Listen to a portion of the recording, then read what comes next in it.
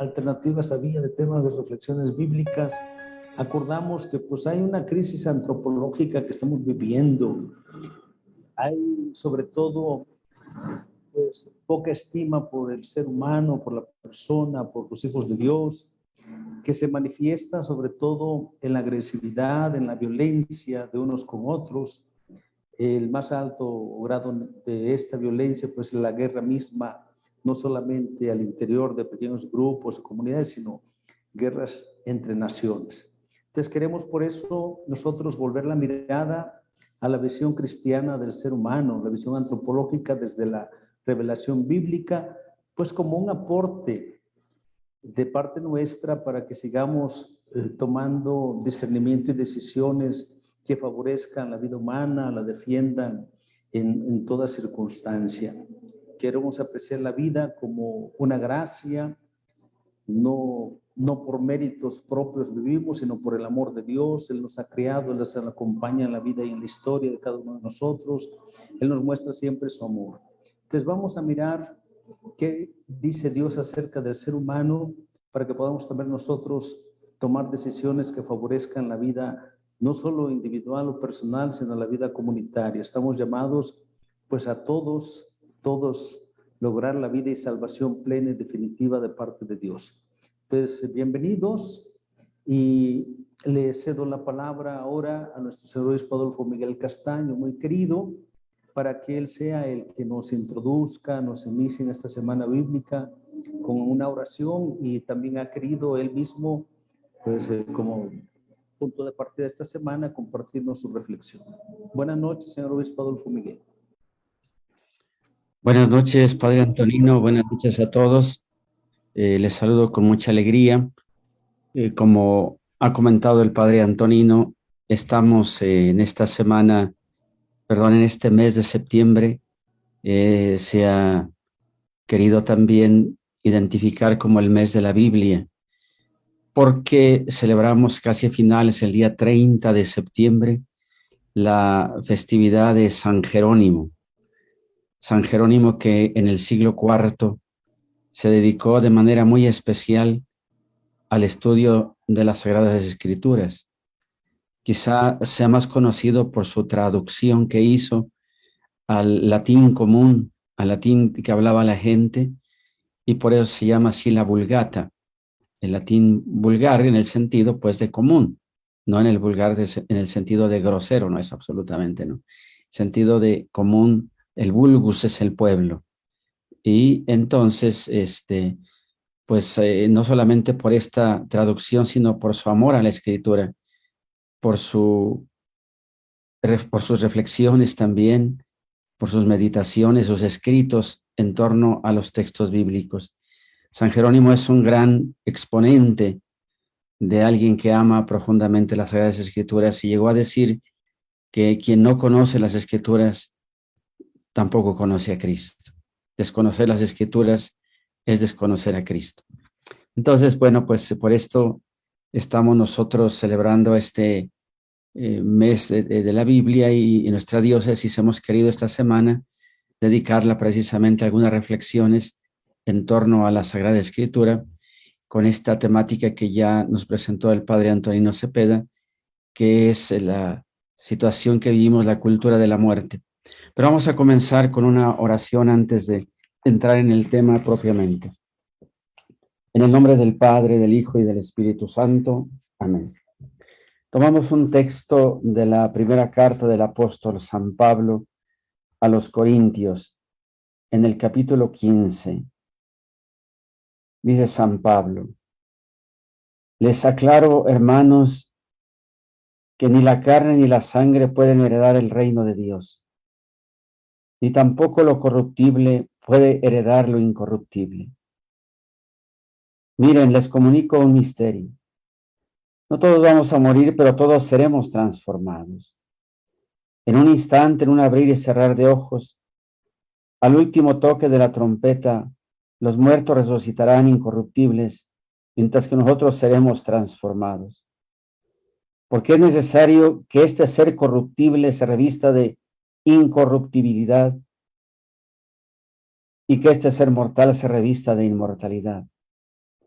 Cuando este ser corruptible se revista de incorruptibilidad y este ser mortal se revista de inmortalidad, entonces se cumplirá lo que dice la Escritura. La muerte ha sido devorada por la victoria. Muerte, ¿dónde quedó tu victoria? Muerte, ¿dónde quedó tu aguijón? El aguijón de la muerte es el pecado, y lo que le da fuerza al pecado es la ley. Demos gracias a Dios que nos dio tal victoria por nuestro Señor Jesucristo. Con este texto, queridos hermanos, contemplando, haciendo esta lectura orante de la palabra del Señor, pues miramos ya hacia la respuesta. En estos días, en estas tardes, vamos a estar planteando algunos temas que tienen que ver con la cultura de la muerte, pero sobre todo de la vida, la misión del cristiano que debe siempre estar a favor de la vida en todos sus sentidos, aspectos, matices y también en sus consecuencias.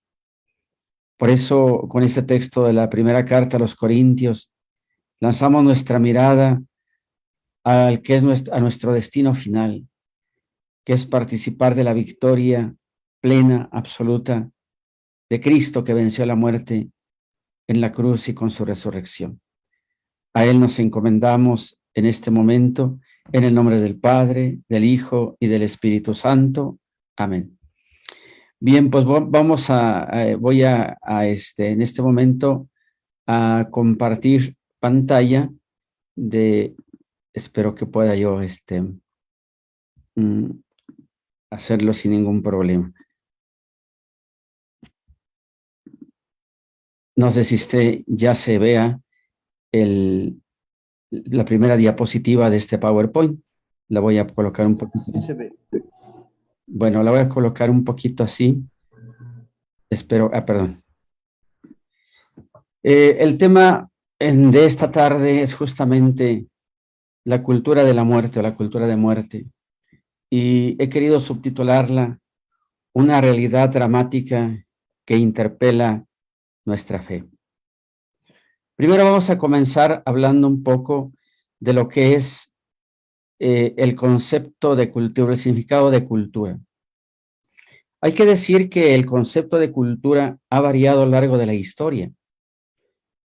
En su origen etimológico, esta palabra proviene de la lengua latina. Es, para quien sepa un poco de gramática, es el participio futuro neutro plural del verbo colere. Es culturus, cultura, culturum.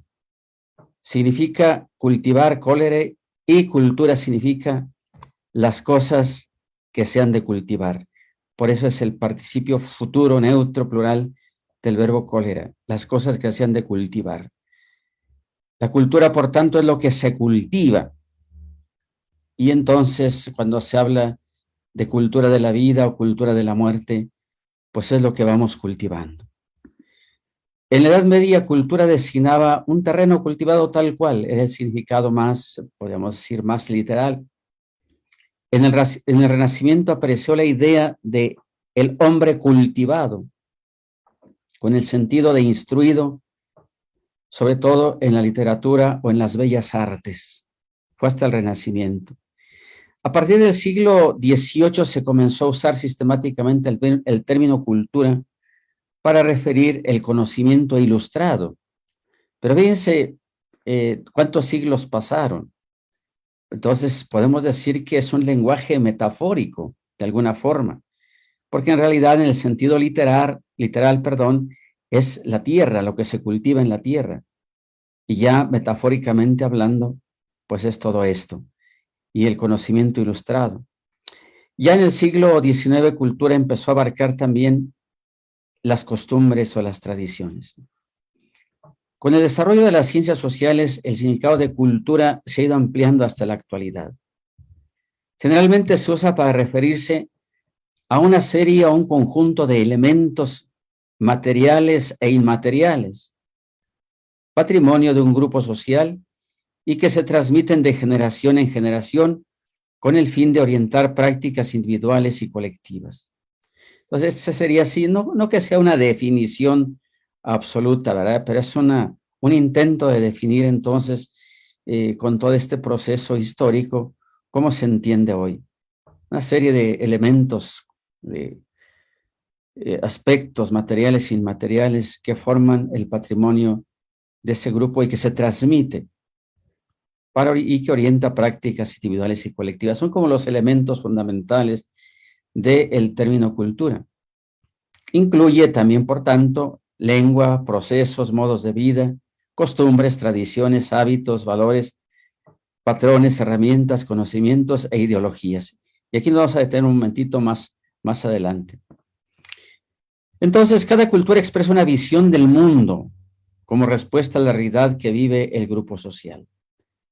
No existe, por tanto, ningún grupo social carente de cultura o inculto en ese sentido, porque siempre va a tener estos elementos que constituyen su patrimonio y que orientan su actuar, su comportamiento, su vida social. Lo que sí existe son diferentes culturas, eso sí. Y quizá dentro de estas diferentes grupos culturales con respecto a una cultura dominante, algunos le han llamado subculturas, que están dentro de una gran cultura, pequeños grupos con tradiciones particulares, con comportamientos, patrones de conducta, etc. Ahora, ya pasamos entonces, una vez poniendo la base de lo que es cultura, lo que se entiende por cultura, estaríamos ahora hablando de qué es la cultura de la muerte. San Juan Pablo II denunciaba que lo que se ha llamado calidad de vida se interpreta principal exclusivamente como eficiencia económica, consumismo desorientado, belleza y goce de la vida física, olvidando las dimensiones más profundas, relaciones espirituales y religiosas de la existencia. Si lo recuerdan esto, en Evangelium Vitae, en el número 23, así denunciaba el Papa en su momento, el Papa Juan Pablo II, y cómo pues esa pretendida calidad de vida genera todo un proceso paradójicamente contrario, porque esa calidad de vida se centra en la eficiencia económica, en ese consumismo desordenado, en el goce, etc. Por cierto, hoy escuchamos en el Evangelio de San Lucas esta enseñanza que nos da Jesús precisamente a través del ejemplo de aquel rico que banqueteaba todos los días y de un pobre que yacía a su puerta, Lázaro. Les comentaba yo en la celebración de la Eucaristía que el rico es un innominado, es decir, quién es, no se sabe quién es, nunca se dice su nombre. En la tradición se le ha conocido como Epulón, pero nunca aparece ese nombre en el texto bíblico. En cambio, Lázaro sí, tiene un nombre, el pobre tiene un nombre, y se llama Lázaro, que es una variante de Eleazar, que quiere decir Dios es mi ayuda, Dios es mi auxilio. Entonces, esto es lo que denunciaba Juan Pablo II, el Papa, hoy San Juan Pablo II, y entonces se produce un fenómeno muy, muy importante. La brecha que ha abierto en la sociedad actual y que cada vez se hace más grande, con el fin de conseguir la pretendida buena calidad de vida, ha abierto paso de modo paradójico y alarmante a la cultura de la muerte. Es decir, a una mentalidad, a una manera del ser humano, de ver al ser humano y al mundo, que fomenta la destrucción de la vida humana, sobre todo del más débil y del inocente, o del inocente, del más vulnerable, del más frágil, del más pequeño. Y aquí quiero yo acentuar esto que me parece que es el punto de partida, la base de todo, y que está en la base de la cultura de la muerte, la pérdida del sentido sagrado de la vida. Este es el punto clave, de acuerdo a mi perspectiva, a mi punto de vista. Este es como el elemento fundamental por el cual se ha generado toda una cultura de muerte. Se olvida que la vida integral, física, psíquica y espiritual tiene solo su origen y su fin en quien la creó, en el Creador que es Dios. ¿Y quién es el único que puede disponer de ella? Esto se ha olvidado muchas veces. de muchas formas, de muchas maneras. Se ha olvidado que la vida tiene un sentido sagrado y que pertenece solamente a su creador. Hoy se destruye, se mata y físicamente, también psíquicamente, etcétera, de manera muy fácil.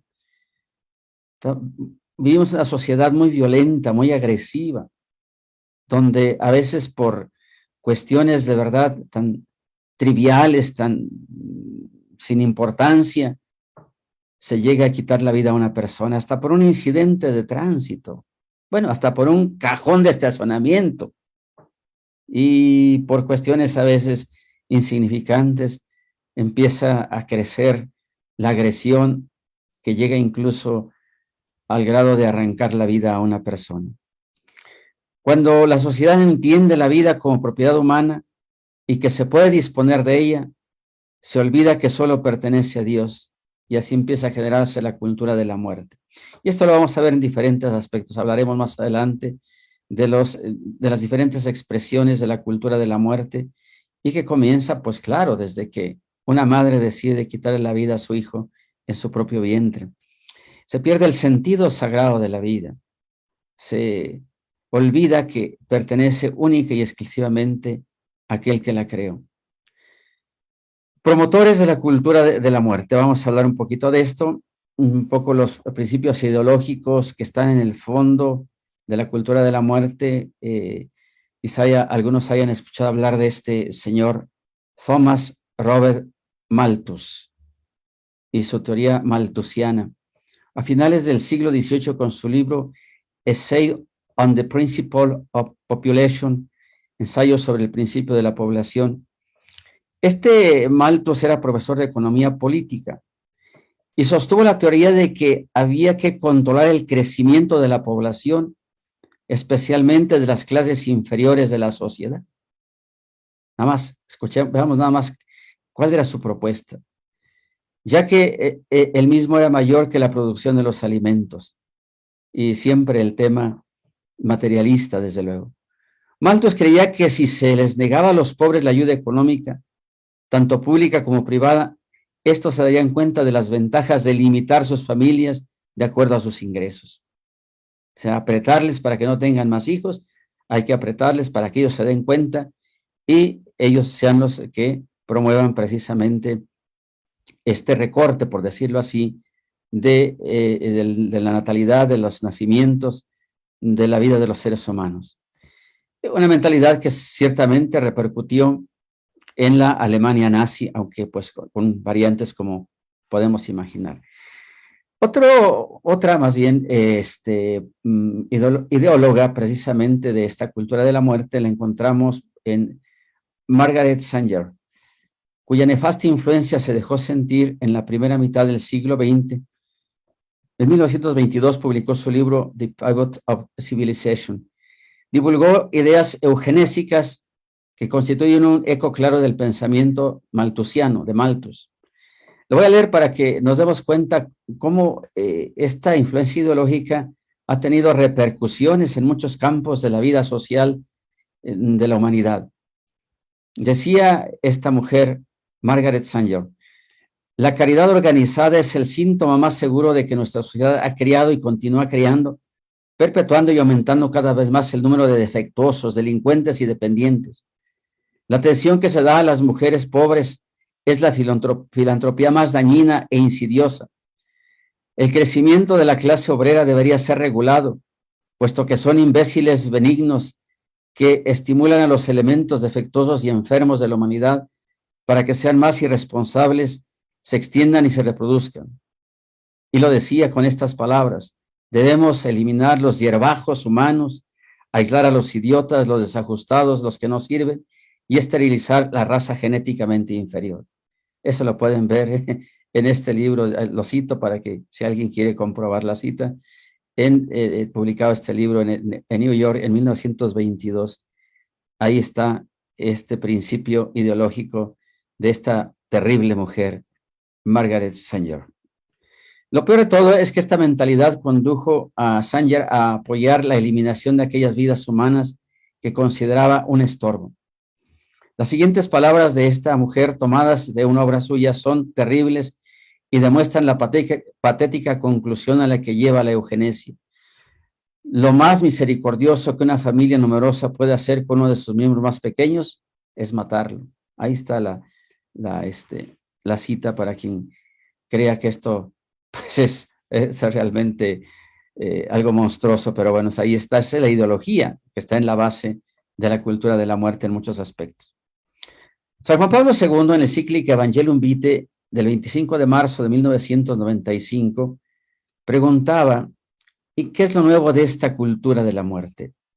¿Qué significa? ¿Qué trae? Y responde él mismo: con las nuevas perspectivas abiertas por el progreso científico y tecnológico, surgen nuevas formas de agresión contra la dignidad del ser humano, a la vez que va delineando y consolidando una nueva situación cultural que confiere a los atentados contra la vida un aspecto inédito y podría decirse aún más incluso ocasionando ulteriores y graves preocupaciones. Amplios sectores de la opinión pública justifican algunos atentados contra la vida en nombre de los derechos de la libertad individual y sobre este presupuesto pretenden no solo la impunidad, sino incluso la autorización por parte del Estado a fin de practicarlos con absoluta libertad y además con la intervención gratuita de las estructuras sanitarias. Esto lo decía ya el Papa Juan Pablo en la encíclica El Evangelio de la Vida en el número 4. Bien, ¿cuáles son las expresiones que encontramos y consecuencias de lo que llamamos la cultura de la muerte?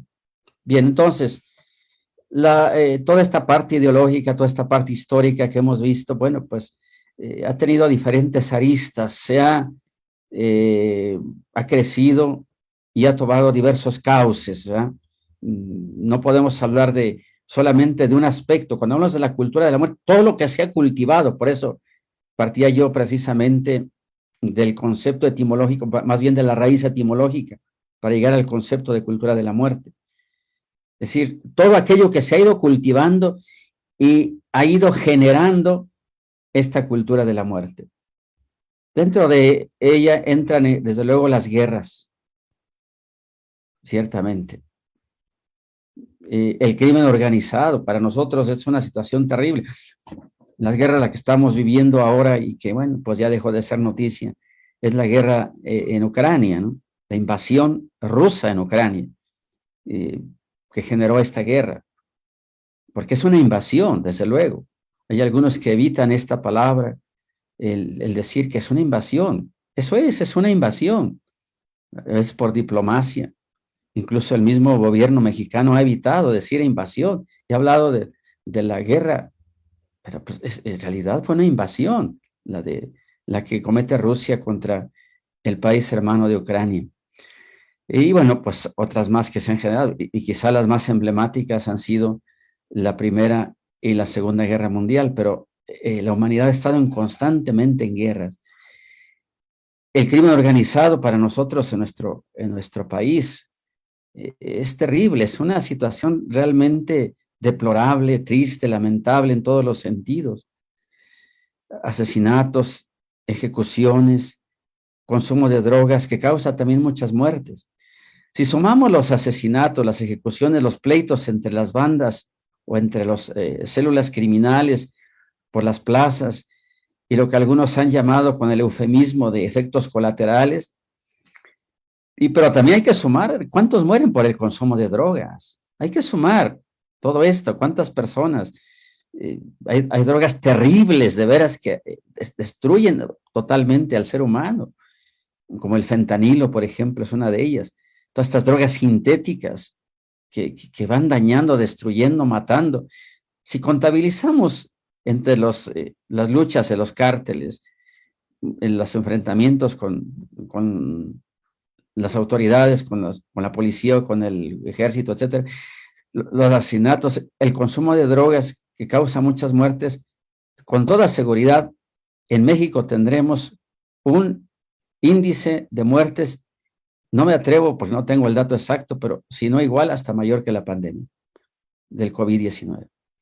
Es que realmente terrible. ¿Cuántas fosas clandestinas se han encontrado? y las que no se han encontrado también.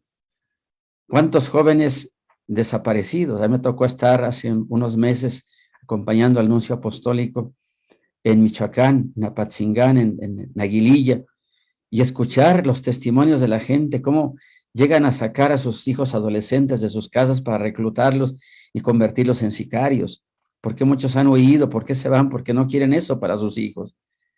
Además, esto es algo terrible realmente, algo que ha rebasado y que tiene rebasado completamente al gobierno. Yo no sé si esté coludido o no, eso yo no lo puedo afirmar, pero de que está rebasado, está rebasado. Eso sí lo puedo afirmar absolutamente y me consta por muchísimos testimonios. Todo esto, los homicidios, que se ha llamado ahora feminicidios, que en realidad pues es una variante de los homicidios, porque viene de humano, ¿verdad? Todos somos humanos, las mujeres y los varones somos humanos. Todos son homicidios, pero bueno, dejemos este término ya se ha acuñado. Los dolosos e imprudenciales, las muertes por riñas, el aborto, ¿cuántos desde que se aprobó lo que llaman con el nombre eufemístico de interrupción legal del embarazo? Se interrumpe algo que se puede continuar realmente. Eso no es interrupción. Pues es el aborto y que es un crimen, es un asesinato. La eutanasia, el suicidio, la eugenesia, etcétera. En el mundo entero podemos hablar de la eugenesia, es la reproducción planificada y sistemática de los seres humanos superiores, según eso, eliminando los inferiores, todo está entre comillas. O sea, muchas personas, incluso yo tengo testimonios de personas que se les detectaron en su vientre madres que su hijo iba a nacer con algún defecto, concretamente con síndrome de Down. Una persona me decía, es que el médico me dijo que casi seguramente por los latidos del corazón, por los movimientos fetales, por el líquido amniótico, etcétera, que seguramente iba a ser Down y que podía pues eliminarlo. Pues, esto es simplemente no entender el sentido de la vida. La manipulación de embriones y también la promoción de la violencia, que es terrible realmente en nuestra sociedad. Violencia intrafamiliar, ahí comienza todo, realmente ahí comienza todo. Yo siempre he dicho que un niño maltratado es un delincuente en potencia. No es que lo vaya a hacer, no hay que ser tan deterministas, pero es muy probable que un pequeño que es maltratado en su familia, que reciba, bueno, hay maltratos a maltratos, desde luego. Una cosa es la educación, educar a veces de manera estricta, como algunos fuimos educados, y otra cosa es el maltrato, la agresión, etcétera. Hasta lo que parecen unos simples videojuegos, pero que finalmente es jugar a ver quién mata más, quién destruye más. En fin, es parte de la cultura de la muerte. Es que a veces parecen cosas tan inocuas, tan insignificantes, y son parte de una cultura de muerte. La apología del delito en los noticieros. Pero de veras uno dice, bueno, pues las noticias son muertes siempre, muertes, muertes, muertes. Y bueno, series.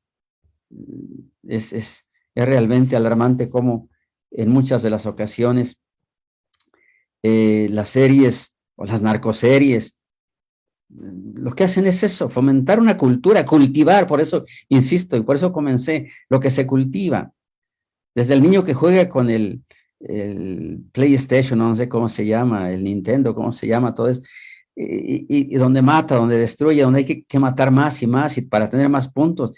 Desde estas series policíacas o de narcos, películas, canciones, etcétera, son parte de la cultura de la muerte. Se está cultivando, se trivializando.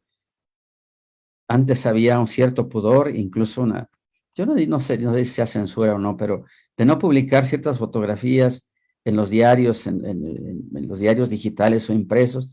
Ahora no, ahora se publica todo, cómo se mata a una persona, cómo se la dispara. Esto es parte de la cultura de muerte, ¿no? No podemos decir que no, es parte, y nosotros muchas veces con morbosidad vemos esto, y luego lo vuelven a repetir. Yo lo he visto varias veces en la televisión, que vuelven otra vez a pasar la imagen, cómo le disparó a la persona que iba. Esto es parte de la cultura de la muerte, de la apología del delito. Y no se diga la migración forzada, sus consecuencias desastrosas. todo lo que se está viviendo, lo que hemos vivido, ya pareciera que ya no es noticia la cuestión de la migración, pero sigue siendo una realidad muy triste, lamentable. E incluso todo lo que ha pasado, no solamente los que aparecen muertos en un tráiler o ahogados en el río o en el desierto, muertos en el desierto, sino los que son reclutados para entrar al crimen organizado, etcétera. En fin, todo lo que tiene que ver con el comercio o negocio de la muerte. Son expresiones de la cultura de muerte porque es lo que se cultiva, insisto. Las consecuencias, bueno, mientras que la vida de animales y hasta plantas gozan de leyes cada vez más proteccionistas, llegando con frecuencia a exageraciones, penalizaciones a aquellos que las incumplen, la sensibilización ante el comienzo o el final de la vida humana está deteriorándose cada vez más. La cultura de la muerte considera al ser humano sospechoso y poco fiable, que contamina al planeta y al que conviene controlar en el número y en sus miembros. Bueno, vamos a pasar un poquito.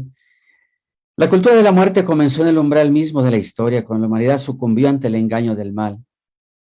Y ella, por su propia voluntad, cayó en el pecado, que es el principio y fundamento de la muerte, entendida en su sentido más pleno. Decía San Juan Pablo II, estamos frente a una realidad más amplia que se puede considerar como una verdadera y auténtica estructura de pecado, caracterizada por la difusión de una cultura contraria a la solidaridad, que en muchos casos se configura como verdadera cultura de muerte. Yo recomiendo que le demos una nueva lectura a quienes lo hayamos hecho a este documento de San Juan Pablo II, el Evangelio de la Vida, porque realmente creo que son cosas que tienen que hacernos reflexionar a nosotros que creemos en el Dios de la vida, que creemos en Cristo. Y no es solamente de matanza de personas por medio de guerras o atropellos bélicos, como está sucediendo en Ucrania, sino también de una silenciosa y sutil, pero igual o peor de nefasta, como la destrucción de la vida humana, la cual cuenta incluso con la aprobación de un gran sector de la sociedad, con el amparo de la ley, y que es perpetrada precisamente por algunos de aquellos que se supone debieran ser los primeros defensores de la vida, los médicos y otros profesionales de la salud, los que practican el aborto, la eutanasia, la eugenesia, la manipulación de embriones. En aras de la ciencia, de las libertades, se mata, se destruye la vida humana. Y parece que para muchos que es totalmente normal decir, no, pues es su cuerpo y su cuerpo puede hacer lo que quiera, cuando en realidad una persona que está gestando en el vientre ya no es el cuerpo de la madre. Desde allí comienza todo, toda esa, ¿cómo podríamos llamarle? Todo ese sofisma. Sofisma es un razonamiento falso, porque se parte de un principio falso. El sofisma se caracteriza porque parte de un principio falso. Y aquí el principio falso es decir que la persona que se está gestando, creciendo y desarrollándose en el vientre materno, es el cuerpo de la madre. Ese es justamente el principio falso y por eso es un sofisma totalmente. Pero mucha gente lo cree, mucha gente lo defiende, mucha gente está a favor de eso. No, pues es la libertad de cada quien. Pero yo siempre me he preguntado, si una madre es capaz de matar a su propio hijo en su vientre, ¿qué podemos esperar después? Esta es como la gran pregunta. La causa principal de la cultura de la muerte es ciertamente el pecado, como ya lo anunciaba el Papa. Y aquí vamos a tratar de mirar un poquito algunos textos bíblicos que vienen a iluminar toda esta realidad, esta situación que está tan dramática, que interpela nuestra fe. Quiero proponer 3 textos fundamentalmente. Texto de Sabiduría 2:21 al 24, el libro de la sabiduría, y 2 textos de la carta a los Romanos, Romanos 5:12 al 14 y 6:22 al 23. Comencemos con el texto del libro de la sabiduría. Dice 2:21 al 24. Ellos razonan de esta manera, pero se equivocan porque la maldad los ha enceguecido. No conocen los planes misteriosos de Dios. No esperan que la vida santa tenga recompensa, ni tienen en cuenta que habrá una retribución para las almas intachables. Porque Dios creó al ser humano para la inmortalidad y lo hizo como imagen de su propia eternidad. Pero la muerte entró en el mundo por envidia del diablo, y los que son de él la padecen. Tengamos en este último versículo, el 24. Porque Dios creó al ser humano para la inmortalidad y lo hizo como imagen de su propia eternidad. Pero la muerte entró en el mundo por envidia del diablo y los que son de él la padecen, dice el texto de la sabiduría. Bien, hay que recordar que Sabiduría, el libro, es el último libro del Antiguo Testamento, posiblemente escrito ya en el siglo I antes de Cristo. Los más atrevidos dicen que por el año 50 antes de Cristo. Bueno, yo no me atrevería a decir esto, ¿verdad? Pero sí en el último, sí en el último siglo antes de Cristo. Y afirma que Dios creó todas las cosas para que existan y quiere que la humanidad participe de su vida eterna. Entiende que el ser humano es imagen de Dios, como dice Génesis 1, 26 al 27. Entre otras cosas, también por la inmortalidad a la que Dios le había destinado antes del pecado. Pero por causa de los malvados han llegado a despreciar la vida y con su comportamiento buscan la muerte. La verdad aquí es Dios creó al ser humano para la vida, para que viva. Y para la vida en un sentido muy amplio, no solamente físico, porque a veces circunscribiéndonos al tema físico, podemos entrar en situaciones pues muy reducidas, muy parciales, y realmente no alcanzan a entender lo que es la vida en este sentido bíblico. La inmortalidad es una de las profundas aspiraciones del ser humano en el pensamiento griego. En el libro de la Sabiduría se entiende como la eternidad feliz en manos de Dios. Podemos ahí checar Sabiduría 3 del 1 al 4, que lo concede la misma sabiduría de Dios, la eternidad feliz en las manos de Dios, a los que practican la justicia viviendo según la voluntad de Dios. Sin embargo, el libro de la Sabiduría es consciente que a causa del pecado campea la muerte. Bueno, me regreso un poquitito aquí, porque aquí va seguramente también San Pablo a tomar un poco estas ideas. Entonces, no se trata de una inmortalidad nada más en el sentido de que Dios hubiera querido que los seres humanos nunca muriéramos físicamente. No, pues eso sería algo demasiado difícil de entender. Si ningún ser humano hubiera muerto desde que fue creado, pues ¿dónde cabrían tantos seres humanos? No, eso va más allá. Se habla de la inmortalidad en el sentido de ese vivir con Dios, de ese estar con Dios, de esa eternidad feliz en las manos de Dios, estar con Dios para siempre.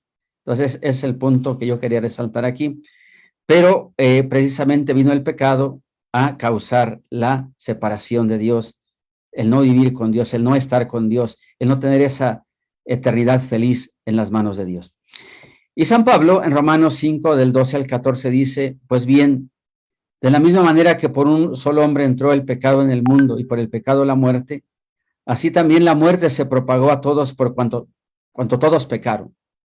De hecho, antes de la ley ya había pecado en el mundo. Sin embargo, el pecado no se consideraba tal porque no había ley. Y no obstante, la muerte reinó desde Adán hasta Moisés, incluso sobre quienes no habían pecado con una transgresión semejante a la de Adán, que es figura del que había de venir. La muerte se propagó a todos porque todos pecaron, dice San Pablo. Está tomando ciertamente estas ideas. En el presente, en cambio, como ya dice 6, 22, 23, como ya están libres del pecado y al servicio de Dios, tienen como fruto la santificación y su fin es la vida eterna. Ajá. Mientras el salario por el pecado es la muerte, el don de Dios es la vida eterna en Cristo Jesús nuestro Señor. Y aquí aparece muy claramente entonces cuál es el pensamiento de San Pablo. El pecado lleva a la muerte, a la destrucción del ser humano, a la ruptura de la relación con Dios en primer lugar, porque eso fue el pecado, ruptura de la relación con Dios que repercute en la relación con los seres humanos. Si nos fijamos en el libro del Génesis, después de que en el relato del paraíso, cuando Adán y Eva han pecado, son expulsados. Entonces, hay aquí esta ruptura de la relación con Dios, aunque no es total, porque pues Dios sigue todavía acompañándolos, pero ellos no quisieron estar en esa permanente comunión, en esa estrecha relación con Dios. Y esto va a tener después repercusiones. Ya después vendrá la muerte de Abel a manos de su hermano Caín, justamente como una cadena, como un efecto dominó, por decirlo de alguna forma, ¿verdad? Como una concatenación de lo que fue la ruptura con la relación de Dios, de la relación con Dios, viene inmediatamente la ruptura de la relación entre los seres humanos. Y entonces Dios creó al ser humano para la vida eterna. Pero vino entonces esta situación de pecado que destruye, pero Dios sigue queriendo para nosotros la vida eterna y nos da la oportunidad en Cristo Jesús. Romanos 5 al 8, estos capítulos son muy importantes. Aborda 3 cuestiones referentes a quien Dios hace justo por la fe en Cristo Jesús. La actual situación del hombre que ha sido justificado, su conducta y su destino último. Son los 3 aspectos. La situación del hombre justificado, su conducta y cuál es su destino último. Romanos 5, el capítulo 5, anuncia la acción realizada por Dios en favor del creyente. Dice San Pablo que a este creyente lo hizo justo por el perdón y la reconciliación y el destino último que le espera, la salvación en plenitud. Este es un principio de la enseñanza paulina de que precisamente Dios, a través de Cristo Jesús, hace al pecador justo, lo transforma de pecador en justo. No solamente lo declara, aquí hay un poquito el problema entre la teología protestante y pues lo que podemos llamar la teología católica, ¿no? Teología protestante dice que Dios en Cristo Jesús declaró justo al ser humano, pero el ser humano sigue siendo pecador, sigue viviendo en el pecado, entonces lo único que tiene que hacer es cubrirse con la sangre de Cristo, pero no puede hacer nada más porque está corrompido totalmente. Hay una corrupción sustancial, dice la teología protestante, al menos como la presentaba Lutero. Por eso no puede ser más que acogerse a Dios, acogerse a Dios, porque él no puede ser, el pecado permanece, es cubierto con la sangre de Cristo. Esa es la teología protestante, ¿no? Un poquito en la línea del Antiguo Testamento, donde se rociaba la sangre sobre las personas, la sangre del cordero sacrificado para cubrir, no para quitar, no para borrar, sino para cubrir los pecados. Un poquito por ahí va la diferencia con la teología protestante. No es solamente una declaración de, por ejemplo, en el caso de un juicio donde el acusado, el juez, aunque sabe que es culpable, lo declara inocente. Bien, dice, no hay pruebas suficientes, no hay debido proceso, etcétera. Entonces yo lo declaro inocente. Lo está declarando, pero no es inocente, ¿no? En cambio, Cristo Jesús nos hizo, no solamente nos declaró y justos, nos hizo justos a través precisamente de su perdón, de su reconciliación por su muerte y resurrección. Y el destino que nos espera es la salvación en plenitud, una salvación que ya ha comenzado, que ya tiene realidad en el presente, pero caminamos hacia esa plenitud. Romanos 6, 7 y 8 describen la vida y conducta nueva en Cristo. 6 y 8 lo hacen en forma positiva, en cambio Romanos 7 muestra más bien la realidad lamentable de quien no vive en Cristo. En Romanos 5, 12 al 21, San Pablo contrapone 2 personajes y sus consecuencias, Adán y Jesucristo. El primero es el polo negativo, Adán, representa una historia dominada por la desobediencia y el delito. La consecuencia es la muerte para los primeros padres y toda su descendencia. Pero dice, de la misma manera que por un solo hombre entró el pecado en el mundo y por el pecado de la muerte, así también la muerte se propagó por todos cuanto pecaron.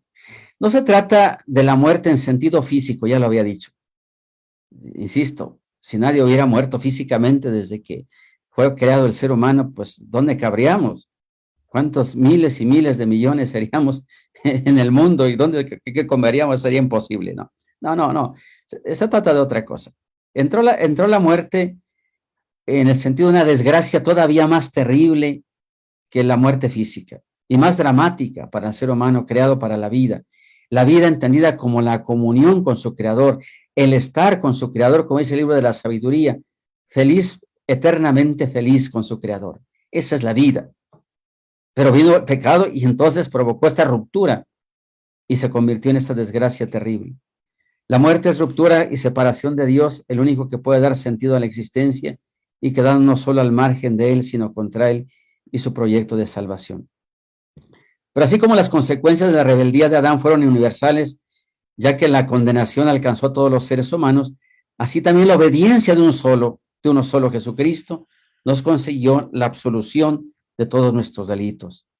El indulto que posibilita a todos la vida nueva, que nos da la vida nueva, que nos hace capaces de una vida nueva. En el nuevo Adán, Jesucristo, el polo positivo, Él es el polo positivo y realiza y representa una historia ya no de pecado, sino de misericordia y de salvación, ya no de muerte, sino de vida, de gracia y de vida. De este modo, la desobediencia y el pecado de uno solo se sustituyen gracias al amor de Dios por la obediencia y la gracia de uno solo, que es Jesucristo. Ahora, aquí viene algo que me parece también muy importante. San Pablo entiende por pecado, y dice, no un acto, es que a veces nosotros entendemos por pecado una acción. Cometí un pecado, esta acción mala.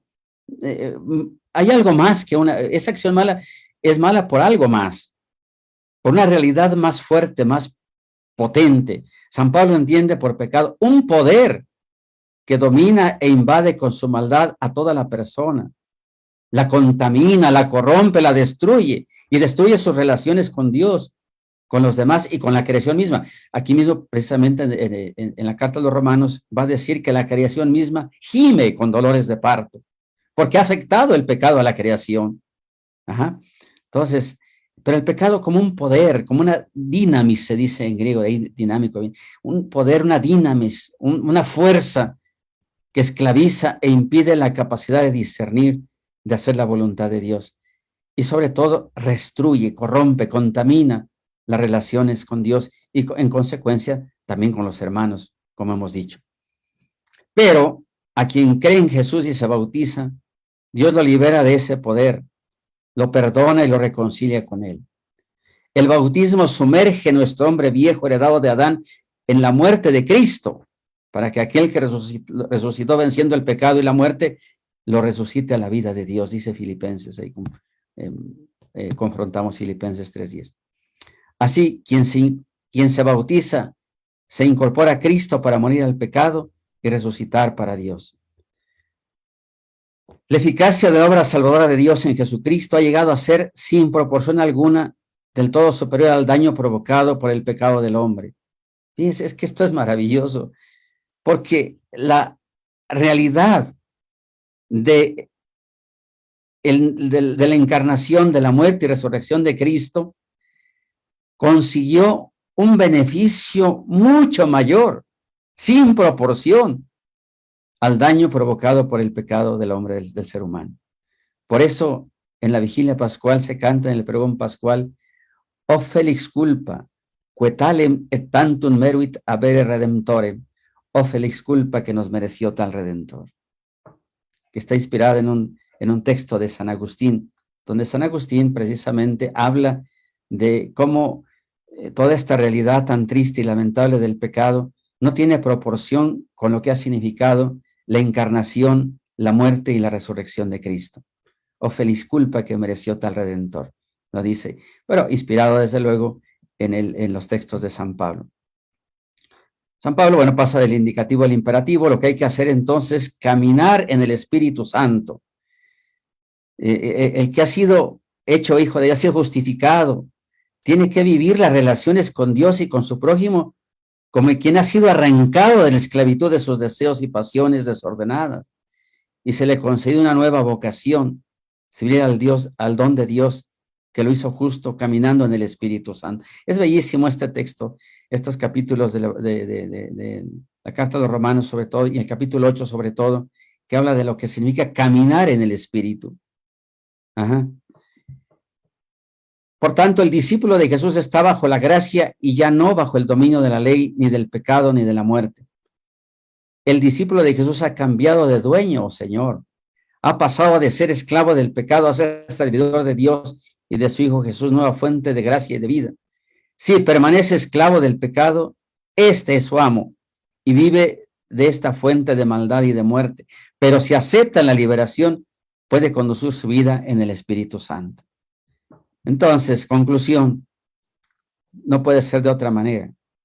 El verdadero y genuino discípulo de Cristo, regenerado por Él en el bautismo, nacido a la vida nueva, justificado, liberado del pecado, hecho criatura nueva, todo lo que dice Pablo, yo lo dejo aquí en puntos suspensivos, porque son muchas de las características que San Pablo pone del discípulo de Cristo.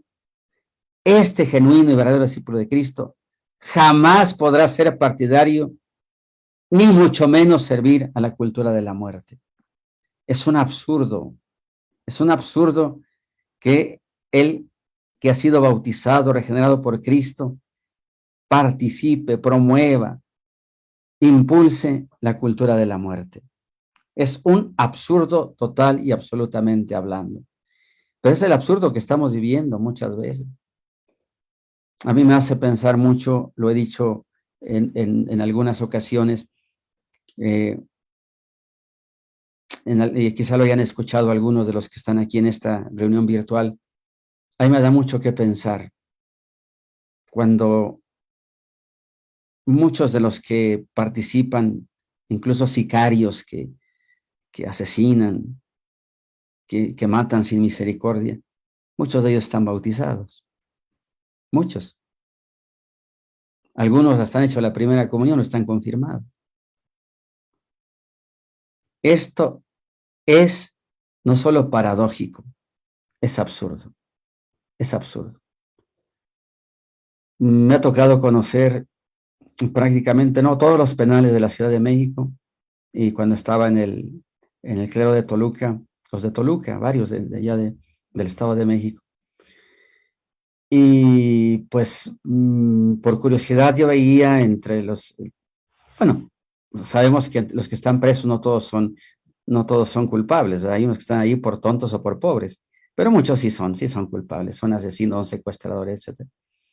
El 90% de los reclusos, aunque yo no digo que todos sean unos malditos, desgraciados, no, sabrá quién está allí porque se equivocó, por error, por tonto, lo que sea. Pero la gran mayoría sí están por eso, porque son culpables. Un 90% se dicen católicos. ¿Qué nos dice todo esto? No hemos entendido lo que significa ser genuino discípulo de Cristo. Una vez lo comentaba yo con los sacerdotes, quizá algunos estén presentes aquí en esta reunión virtual. Todo este tema de buscar itinerarios, el discípulo misionero en la catequesis, y que muchos padres de familia no quieren porque se les hace más fácil pues no tener un tiempo de preparación o involucrarse, que le hagan rápido el sacramento. Pues lo que hacemos es cristianos católicos light, fácilmente, sin convicciones, por costumbres y tradiciones nada más. Pero a veces nosotros mismos estamos propiciando de alguna forma que no se pueda contrarrestar toda esta cultura de la muerte para cultivar la vida. Nosotros cultivamos la vida, nosotros somos promotores de la vida. Y esta es la conclusión a la que yo llego. El verdadero y genuino discípulo de Cristo, regenerado por el bautismo, nacido a la vida nueva, justificado, liberado del pecado, renacido en Cristo, llamado a la santidad, jamás podrá ser, esto es absurdo, partidario y mucho menos servidor de la cultura de la muerte. Muchas gracias por su atención.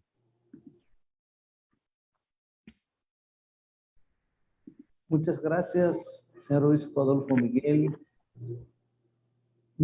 Yo he seguido con mucha atención esta reflexión porque a mí no me quedaba claro esto de la cultura de la muerte, porque yo pensaba, bueno, la cultura tiene que ser siempre propositiva, favorable al ser humano, a la vida, a todo lo que es valioso. Entonces, todo lo que contravenga esto, yo decía, bueno, es una anticultura, pero ahora me queda muy claro, es cultura de la muerte, y no solamente como pues un elemento aislado, individual, sino es todo una ideología, todo un sistema de pensamiento que aboga en contra de la vida y a favor de la muerte en diversas formas, como usted nos lo ha clarificado.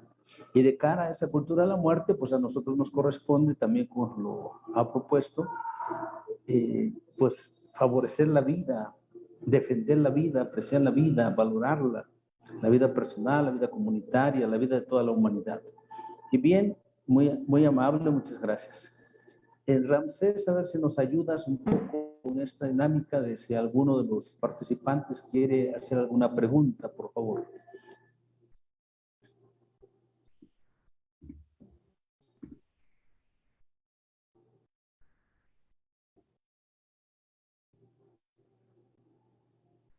Si alguno de los participantes quiere hacer una resonancia, una pregunta, lo puede hacer. Escuchamos.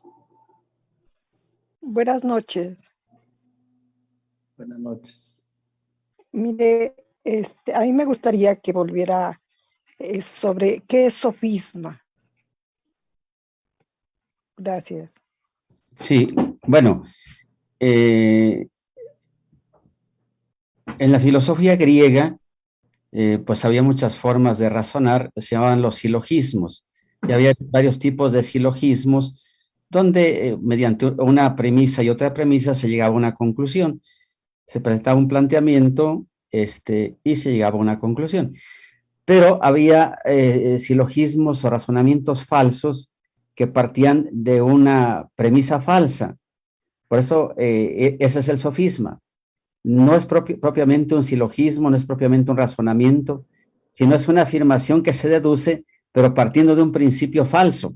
Y por eso yo decía, ¿cuál es el sofisma de que la mujer tiene derecho sobre su cuerpo, por tanto puede abortar? Precisamente es que el principio falso es que ese bebé es su cuerpo, lo cual no es cierto.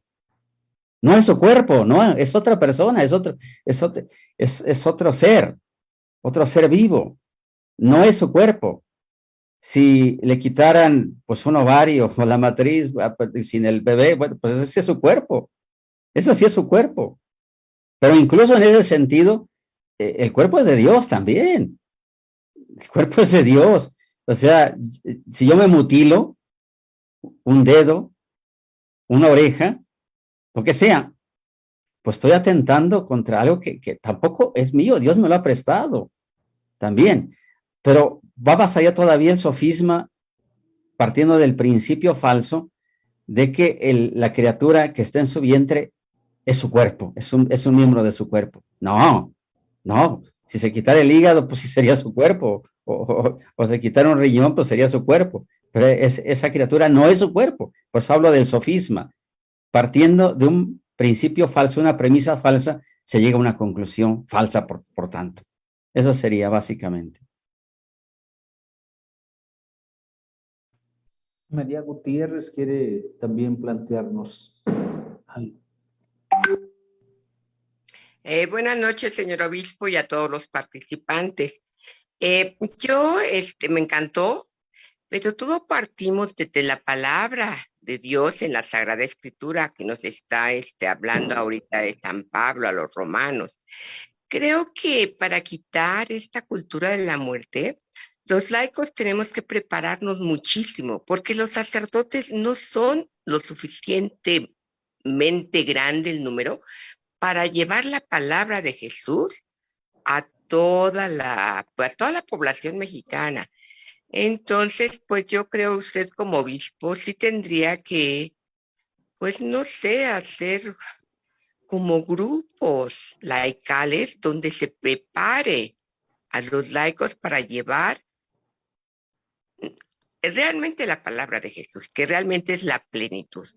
Porque sí hay muchos grupos, por ejemplo, muchísimos que hasta estudian 12 años, no me acuerdo cómo se llama ese grupo, pero estudian muchísimos documentos de la iglesia que no son malos, pero la presencia constante de la palabra de Jesús es la que nos transforma. El conocerlo cara a cara es lo que nos hace comprometernos con nuestros hermanos, con nuestra iglesia, con nuestro México. Entonces, creo que esa es una manera realmente de que se acabara la cultura de la muerte. que los laicos estuvieran mucho más compenetrados en la palabra de Jesús. Yo pertenezco al Centro Bíblico Apostólico, yo vivo en Izcalli, fui invitada por el padre Armando Nogués y le digo que yo tengo comprometida desde el 2004 dando cursos. A mí me toca dar el 6º de 9, que es la formación de los laicos. Y pues he tenido testimonios de muchas personas cómo han cambiado su forma de pensar y el mío propio. Yo era otra persona antes de conocer en forma personal a mi Señor Jesús. Entonces yo sí, pues creo que es la manera de que muchos laicos estén preparados, y hay muchos laicos en los grupos de las iglesias, pero con una preparación no tan profunda. Gracias, buenas noches. Gracias, María. Sí, yo trato de responder a algunas de las inquietudes que usted nos ha planteado.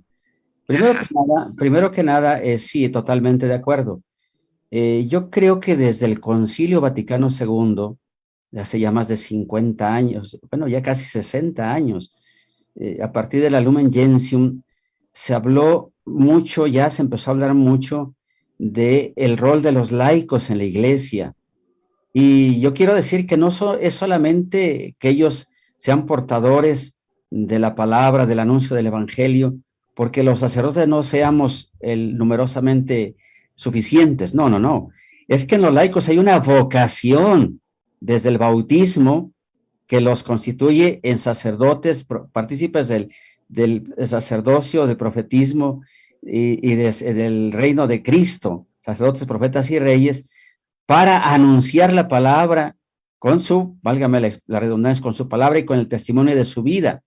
Entonces, por el bautismo hay una vocación profética, por el mismo bautismo, no solamente porque los ministros no seamos suficientes, no tengamos la capacidad en número para poder afrontarlo, sino porque los laicos tienen una misión ya en sí misma.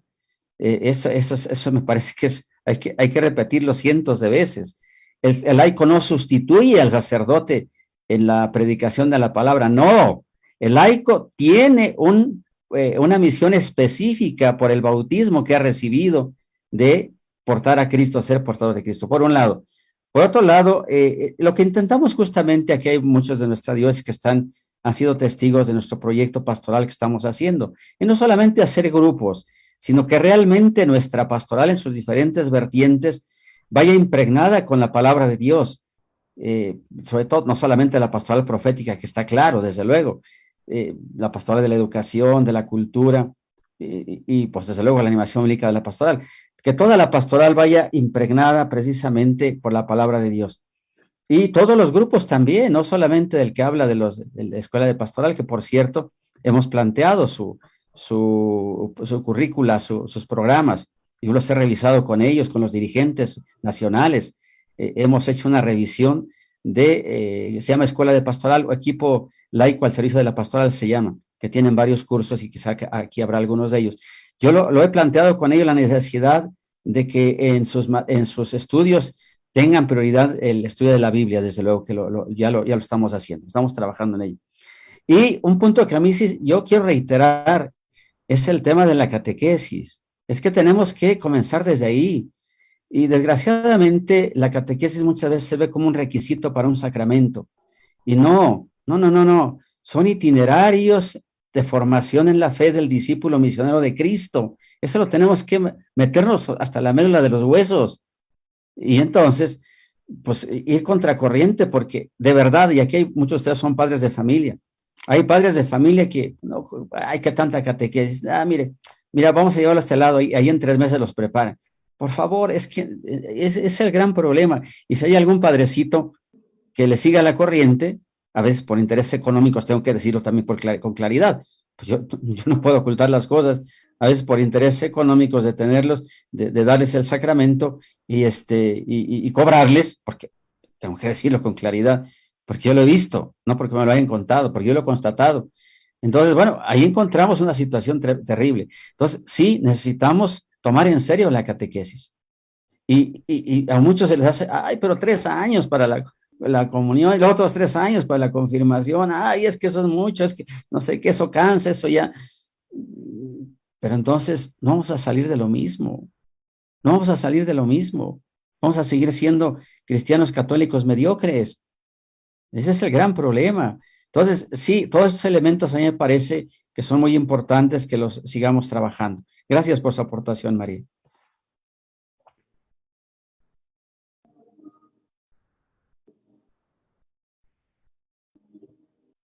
Aquí algunos han hecho comentarios, por ejemplo, que hay incoherencia de algunos de nosotros, ministros, se refieren particularmente a catequistas, que incursionan con instituciones que van en contra de la muerte, y eso pues no es aceptable, es una incoherencia.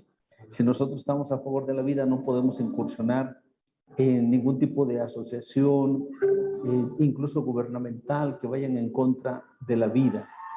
Lo mismo aquí planteaban lo que ya usted nos comentaba, que cómo es la catequesis, pues así será digamos, como tu raigambre cristiana, tu inserción en la comunidad, ¿verdad? ¿Qué hará falta para que se den cuenta muchos de la incoherencia en que vivimos? Bueno, aquí sugieren también releer o leer de nuevo el decreto apostólica ad positatem, que se habla del apostolado de los laicos. Y aquí también Claudia Sánchez felicita a Monseñor Adolfo por lo que lo ha hecho muy bien y con respecto a la realidad que vivimos iluminada desde la palabra de Dios. Pues muchas gracias a todos. No sé, señor obispo, si quiera decirnos alguna palabra final. No, bueno, solamente, bueno, que tenemos un gran trabajo todos nosotros los que somos la iglesia y que testimoniamos, estamos a favor de la vida en todos los aspectos. Por eso comencé diciendo, la vida entendida de forma integral, en su aspecto físico, desde luego, biológico, la vida psíquica, porque no tuve tiempo de hablar de todas las cuestiones que van y que destruyen psicológicamente a los seres humanos, a las personas, aunque de alguna forma lo toqué. Y desde luego la vida espiritual, que es un todo esto es la vida, no está separada. Los seres humanos no estamos divididos, no estamos, por una parte, nuestra mente, por otro lado, nuestro espíritu, por otro lado, nuestra realidad física o fisiológica. No, es todo, somos un todo, somos una unidad integral. Entonces, defender la vida en su sentido integral y sabiendo que, pues, que la vida plena, vamos caminando hacia la vida plena, vamos caminando. A mí hoy me ha hecho pensar mucho este texto del rico y de Lázaro, ¿no? Ese abismo infranqueable que no se podía pasar ni de un lado ni de otro. ¿Quién lo construyó? No lo hizo Dios, ese lo construyó el rico. Lo fue haciendo desde que se negó al encuentro con su hermano, desde que no quiso esa relación de encuentro con el pobre, fue abriendo el abismo.